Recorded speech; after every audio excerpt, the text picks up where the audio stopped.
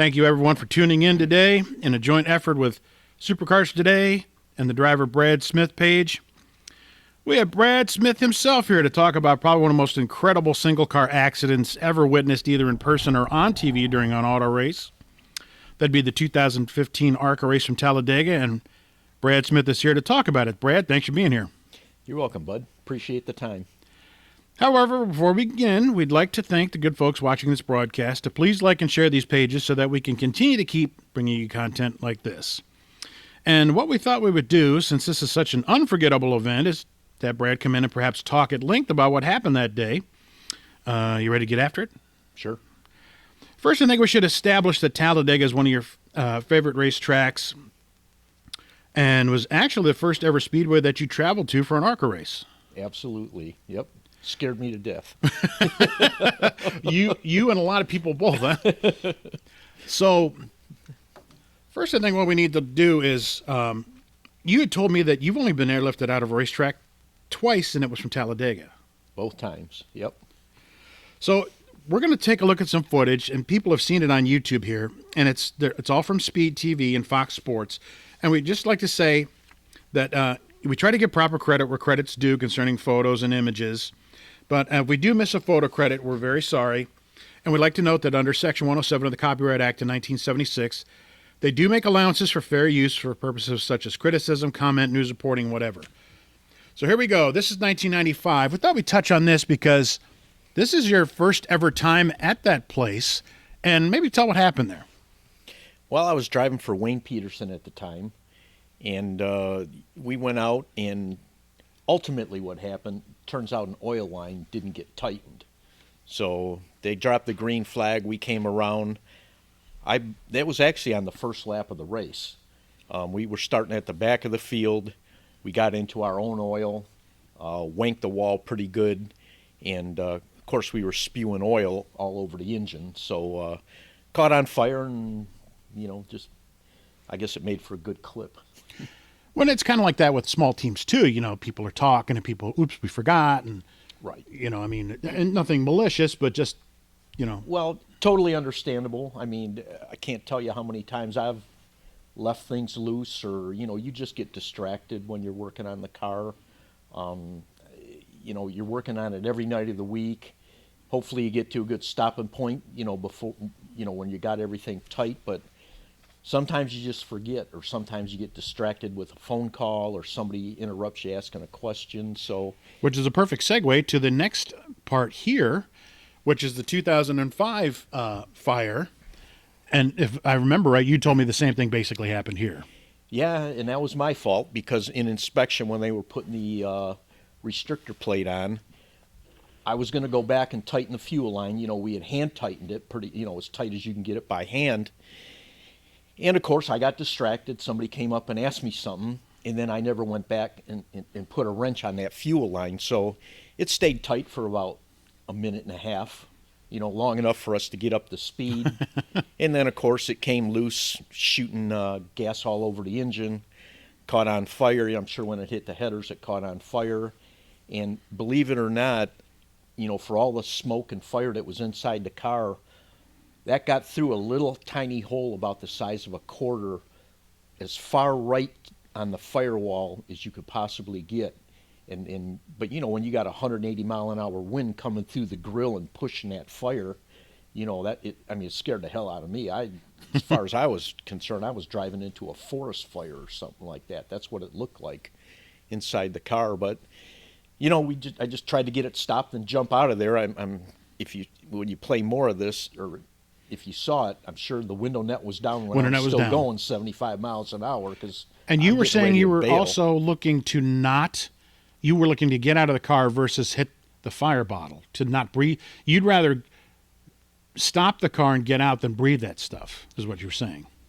Yeah, I mean, you always hear them in the hospital saying, well, how much of it did you breathe?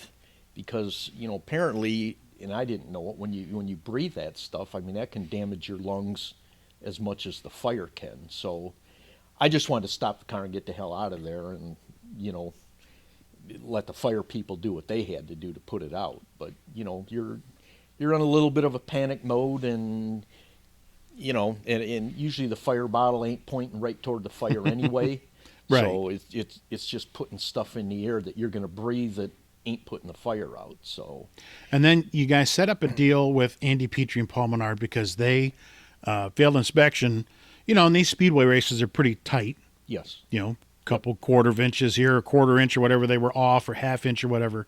Maybe talk about that a little bit, because Paul had to start this race in 2003 to be able to be eligible for Daytona. yep.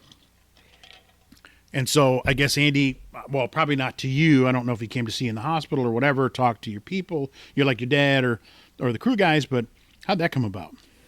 Well, when it happened, somebody came to me, and I forget exactly who it was, and they said, hey, you have a spot in the race, but if you can't get a car in there, you can withdraw and somebody else can get in the race. And I'm like, fine. I know Tim Mitchell didn't make the race in one of Wayne's cars. So initially I told somebody, I said, well, we'll withdraw and we'll let Tim Mitchell in there. And I think it was my dad. Somebody must have said something to my dad. And he came over and he said, well, listen, somebody told me that Paul Menard got disqualified. He was probably an eighth of an inch too low on a spoiler or something like that, something simple. And they said he needs to be in the race, and, they need to be in there. Might be a better deal. You're right. And Capitalism at its finest, right, of course. Right, and we're a team that's always looking for money. So Right. we took that deal, and that did get Paul in the race. And coincidentally, it got me a win as a car owner. So, Even though technically you don't always see it showing up, and they don't always put it in your profile, but right, we know, yep, Menard knows, and Petrie knows. exactly, So exactly, and they were very gracious to us. They were. And there is footage of you coming up here, of them coming up here. I just wanted to get an establishment shot of the car, with the 26 on it, and then the shot coming up is coming to the checkered flag here. He beats Billy to the line, and in this race, Bill Sr. was always good about pointing out the ARCA guys. He did have a chance to talk about you when that shot we had of the fire was going on, but that's Paul winning the race. And Andy did mention you in victory lane and asked that you be taken care of, and not looking for particulars, but was it a pretty good deal for you guys, or how did that work out? Yeah, I mean, they gave us a little bit of money for our efforts for getting the car down there, our own car down there, and the fact that they were going to be able to take our place, and that got them in the race. So they gave us a few dollars for that to kind of cover our expenses. And here's Andy thanking you in victory lane. Even though I do not have the volume up, folks will have the volume up later. Yep. To accentuate the points, but we want to hear Brad talking here first. Yeah, and Andy's a class guy. I mean, he's come and run dirt races in ARCA with us. Yep. He was very good to me, very, very kind. And same thing with Paul. He went on to have a pretty good NASCAR career, and we like to smile a little bit, saying, "Hey, we helped get him there." I know we really didn't, but I can't imagine if he wouldn't have been able to start that race. That would have been, just disastrous. I would imagine for his career. yeah, I mean, I gotta believe if he wouldn't have run the ARCA race, maybe NASCAR wouldn't have let him in, and that might have delayed him a season getting in there. I don't know. Exactly. But that's an eternity, right, for a kid like that. Right, yeah, exactly. I'm sure he was chomping at the bit to get there, and I'm sure his dad was too. I'm sure Andy would have walked on hot coals to do anything to get that kid in. Yeah. That's Menard's is a household name now, not just because we're in the series. Right. It's a household name across the country. Right. It wasn't then, but it was getting there. Right. And Paul definitely needed that. Right. And Andy was, he was between deals, if I remember right. I think he had, I think Bobby Hamilton had just left. I think Nemechek, I think, had just left, and he was between the deals, if I'm not mistaken. He wasn't around for much longer, was he, Andy? I don't think. Another couple of years, I think, and he was in the he was broadcast around booth. for a while, and then I don't know what happened. And I went to the broadcast booth. Okay. Yeah, you remember it more than I. But speaking of the broadcast booth, you mentioned Bill Venturini talking about us during that. And that was one of the things I liked when Bill was a broadcaster for the ARCA races was, here's a guy who knows all the teams and could say a little bit about us on national TV, where you talk about the other broadcasters who aren't that familiar with ARCA, and they don't really know us littler guys or us guys who've been in ARCA for a long time, but run more in the back half of the field.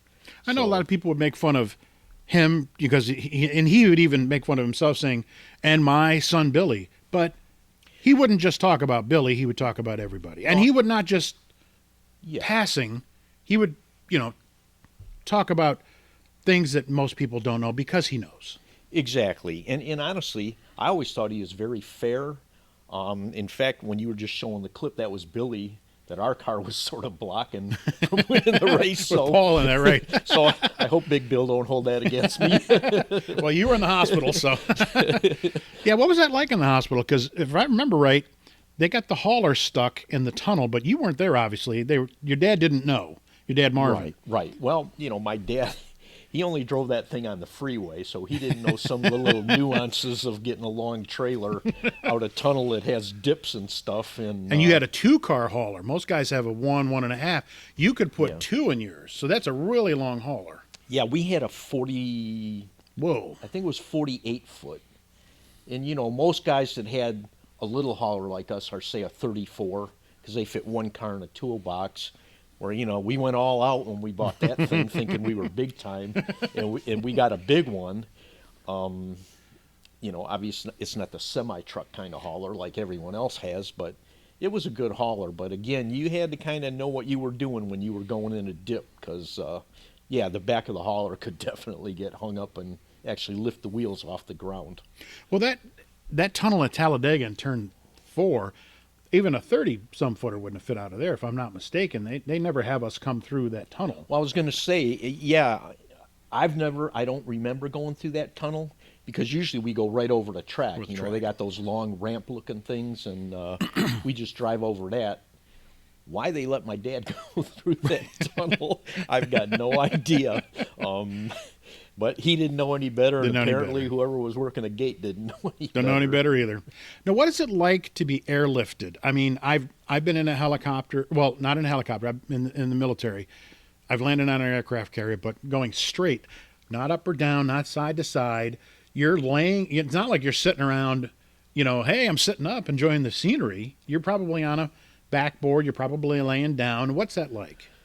Well, generally, I mean, in my cases, you're just laying there going, I wonder how badly hurt I really am. If they're airlifting me out. Right. I mean, they're airlifting me out, so it's got to be at least semi-serious. And, of course, medical people, they're very professional, so you can't really tell how hurt you are by their response. It's when a family member gets there. And you see that they burst into tears or something. Blood drain out of their face. Right. And then you go, oh, shit, I don't think this is good. So, yeah. But, I mean, both times I was lucky in that, I was hurt. But, like when I got burned, I probably got burned as bad as you can without having, like, permanent damage. I mean, I still got the wrinkly nose a little bit from the burns. Well, I think that's what everybody notices. Your nose was different. But it looks good now. But through the years, I don't know what work they've done. I don't know if you want to talk about that. But I honestly haven't done anything. I mean, it's just been a slow healing process. Oh, okay. So no skin grafts on your nose? No skin grafts on the nose, no. Okay. So that's just like vitamins, I guess. I don't know. Well, because I remember the 2015 wreck at Talladega. I wasn't working for you then. Mm-hmm. And for full disclosure for people watching this, I'm also doing Brad's PR and been doing it since late 2017. I wasn't working for you that day. I was working for somebody else, and I saw you walking around in tennis shoes. Mm-hmm. And sadly, I didn't have a chance to talk to you that day. We've known each other since 1991, and I remember looking at you going, this guy had a fire here 10 years ago, and he's walking around in tennis shoes. And people have since made fun of you, like Haley Deegan's made jokes on social media. Maybe explain that. Well, I mean, I never really liked the fireproof shoes that much that they had. I mean, they're just very flat, and I'm used to like a cushiony type of tennis shoe or a cowboy boot. And, when you weld, you generally put a leather over you because it's pretty fireproof. Well, I liked wearing my cowboy boots, which were all leather. And, the racing people didn't like it. They hated it because they weren't the fireproof shoes. And nobody's getting paid. yeah. But, I mean, I love the cowboy boots. I mean, I've always worn cowboy boots. That's what I wear all the time. So I would, typically run around the garage in tennis shoes and then put the cowboy boots on, when we got ready to race. Well, we got yelled at for that one too many times, and I got on somebody's list. So we eventually started wearing the fireproof shoes, but You put those on at the last second. at the last second because, they're expensive, so I don't want to go walking around the garage and Wearing wearing off them the out. soles, right. Right. So Since I they have ju- none anyway. Right. So I put on the cheap old tennis shoes and, wear those around the garage. And then generally just before we get in the car is when I switch shoes, and hopefully a crew member remembers to carry them back to the garage We try. for me. We try. We try. But yeah, no, I wear the fireproof stuff, and it's the right thing to do. Just took me a while to catch on. Well, now, the next video coming up was from the 2005 Talladega race. And the reason I included this is because, now this is not you, but you're coming up, and we'll definitely be able to see Brad, and you almost made it through. Oh, no, maybe not. That's you in the white car. This was, I'm sure that had to hurt because it looked like up until the last second you were going to miss, and Yep. no place you could go. And if I'm not mistaken, they do replay that. I believe that's Eric Almirola in the 2, and that's Joey Miller in the 9. They'll put the graphic up here in a Yep. second. That seems to be the only time they put up a guy like yours graphic is when you wreck. Yeah, Seems they don't cover the back markers real good on TV. Not really, not really. But yeah, that's all our Joyce Julius numbers come from Rex. So, but Hey, yeah, you restarted it here. You fired it up there, yep. and looked like you were ready to try to maybe pull away. Let's see if we can get it back here to kind of, you look like you fired it up there. Yeah, and no, you were gonna I try to pull away. I actually remember that wreck pretty well because we were starting like at the back of the field, and of course that wreck happened way up front. So we had plenty of time to slow down, get out of it, and just pick our way through the wreck. The one thing I didn't do that I learned to start doing, I had the car still in high gear and was just kind of motoring around, and when I saw the car coming down off the wall, I hit the gas to try and get by it, but because I was in high gear, the car really would barely accelerate. Or if I had been down in second gear, I could have snaked past it. And it looked like you also had somebody maybe on your outside there or next to you. I don't know if you saw them out of the corner of your eye because the spotters ain't seeing that. Right. They don't see it. Right. Yeah. No, I mean, there were cars like all over the track, and we were, like I said, we had slowed down. We were probably well under 100 miles an hour at the time, and just sort of driving our way through it. And of course, in my mind, I'm thinking, okay, I'm getting through this no problem, and starting to think about, what we're going to do on the restart. And all of a sudden, out of the corner of my eye, I see the car coming almost straight down the track, coming off the wall. And he wasn't going that fast. But again, if I had had the car in second gear instead of fourth gear, I'd have gotten away from him. In other words, typical Talladega. Well, yeah, live and learn. I mean, just, it was kind of a rookie mistake on my part, which I'm too old for that. But You're too old, but typical of Talladega. Now, folks, this will be the end of part 1 of 2, and we're just going to tease you here a little bit with the 2015 race to get you to tune in to part 2. And this is what we're going to show here. If you tune into the next segment, Brad's going to talk about that 2015 race, which, some places has hundreds of thousands of views. People can't believe that not only did the guy survive, but that look, he's already looking at the screen ready to chomp at the bit. But we're going to lead out of segment 1 here, and we're going to lead into part 2. Please tune back into that, and we appreciate you watching. And if you wouldn't mind liking and sharing this video, we'd appreciate it. And come back for segment 2. Brad, thanks for segment 1. You going to be here for segment 2? I'll be here. All right. Thanks. All right, thanks, buddy. We'll see you in a few, people. Yep.